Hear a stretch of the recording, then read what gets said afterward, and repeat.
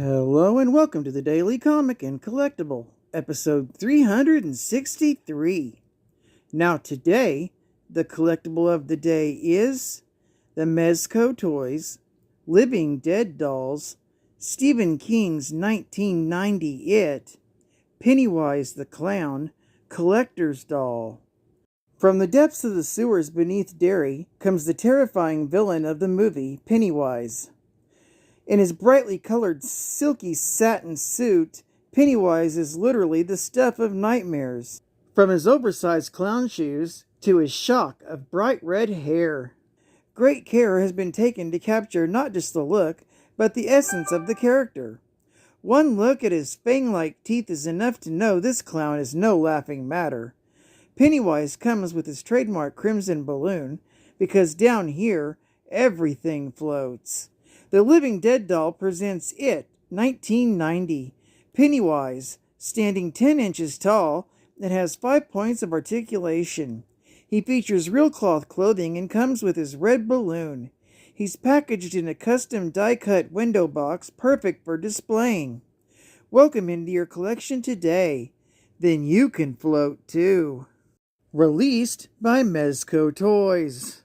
Now, the comic of the day is Obnoxio, the Clown, versus the X-Men, Volume 1, Issue Number 1, with the cover date of April 1983, with story, art, and cover all by Alan Kupperberg. The first story is titled, Something Slimy This Way Comes. We open with Obnoxio the Clown arriving outside Xavier's school for the gifted youngsters, at the request of Charles Xavier, in order to entertain at a surprise birthday party for Kitty Pryde. While inside the mansion, Cerebro alerts Professor X that a mutant is nearby. But before he can notify the X-Men, Cerebro explodes and knocks the professor unconscious. Cyclops rushes to the professor's aid, suspects an imminent attack, and enables the security system. As Obnoxio rings the bell at the front door of the mansion, he falls through a trap door in the welcome mat into a cell of the sub-basement. He uses his CO2 cartridge of his seltzer bottle to blow a hole in the wall of the cell, allowing him to escape. But he encounters the X-Men, who are unaware that Obnoxio was invited by Professor X and treats him as an intruder. Meanwhile, Scream enters the mansion in his ice cream form without detection, intending to attack the X-Men. He makes his way to the Danger Room control room and uses its devices to capture Obnoxio and trap him in the Danger Room, allowing him to attack the X-Men without interference. Obnoxio evades the Danger Room's weapons until the room is filled with water, but uses an inflated rubber chicken to survive until the X-Men break down the room's door.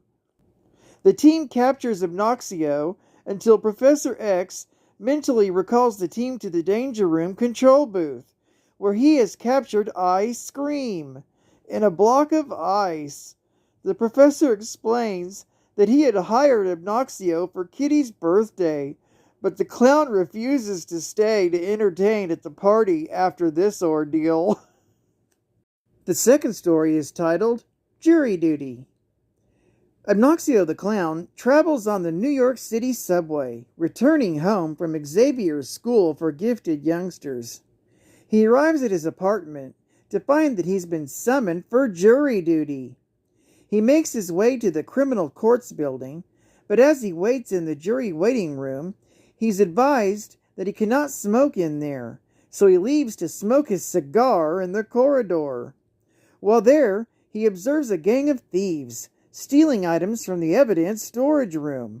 When the gang realizes they're being watched, they flee the scene, running through the building and finally running into Mayor Ed Koch, speaking to the press.